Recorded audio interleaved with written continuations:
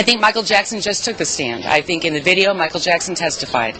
And he was very sympathetic. He had some odd things to say, like wanting to have celebrity animal parties. On the other hand, he talked about his own separate reality. And this is a referendum in this case on whether or not he's a child or a child molester. Is he Peter Pan or is he a pedophile? And is he basically a broken sparrow or a vulture? The last part of the video that the jury saw today had Jackson talking about his 3 children, which he said he would, quote, die for. On the stand right now, Jackson's former attorney, his name is David LeGrand, he testified that he was called in to put together a damage control team to respond to the airing of the documentary Living with Michael Jackson. LeGrand's testimony is expected to address the prosecution's conspiracy charge, in part by saying there was no conspiracy.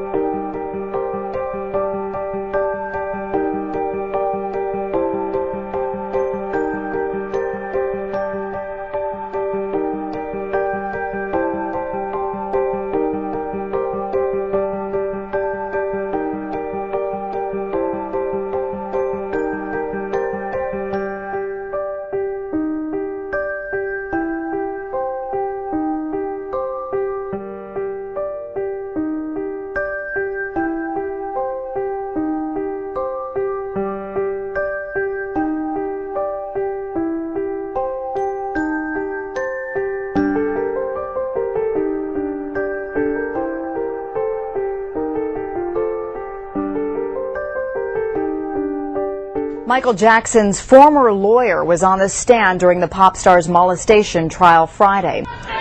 Mark Geragos, Michael Jackson's star witness Friday, had stated his case back when he was still the singer's star lawyer. If anybody doesn't think, based upon what's happened so far, that the true motivation of these charges and these allegations is anything but money and the seeking of money, then they're living in their own Neverland. On the stand, he went further, testifying that within a day or two of going to Neverland to sign on as Jackson's criminal attorney, he learned that the family of the pop star's eventual accuser had a history of suing, and it concerned him.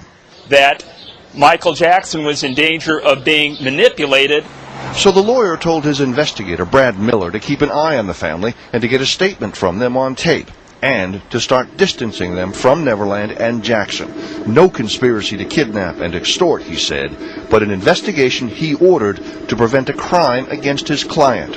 It would appear that what he did was all for Michael Jackson's benefit. Prosecutor Ron Zonen kept hammering away at Jackson's now conceded habit of sharing his bedroom with young boys, including the accuser. Geragos insisted he believed it was all innocent, and the rapid-fire exchanges grew so heated that the judge called a timeout until tempers cooled. Geragos isn't finished testifying yet, but because he's in the middle of a jury trial in another county, he won't be free to take the stand again here until there's another recess in that trial, next Friday. For his former client, the more his ex-lawyer says on his behalf, the better, at least so far. Mike Taibbi, NBC News, Santa Maria, California. Mark Geragos, Michael Jackson's former lawyer, took the stand at high noon in Santa Maria, and despite repeated rapid-fire objections from Deputy DA Ron Zonen, he immediately blew holes in the prosecution's already crippled conspiracy theory. This little gunslinging in there, you know. Geragos said he was hired by Jackson to deal with the fallout from the Martin Bashir documentary, which launched this case, but insisted he was not part of any conspiracy to silence Jackson's accuser and his family, saying, "I was trying to prevent a crime against my client. I thought they were going to shake him down." One person's conspiracy is, in fact, another person's damage control, and Mark Geragos makes a very believable case that this is one of damage control. Geragos claimed he was the one who hired detectives and ordered them to follow, secretly videotape, and investigate the accuser's family, an operation he alluded to in 2003 when he spoke to Ed Bradley of 60 Minutes. I was called in to investigate, and contrary to what some people have said, my investigators were there. My investigators do know what happened. Geragos also said the singer, whom he called childlike, told him nothing sexual happened when he shared his bed with young boys. But late Friday, it was revealed Jackson did not totally waive the attorney-client privilege, limiting prosecutors' questions.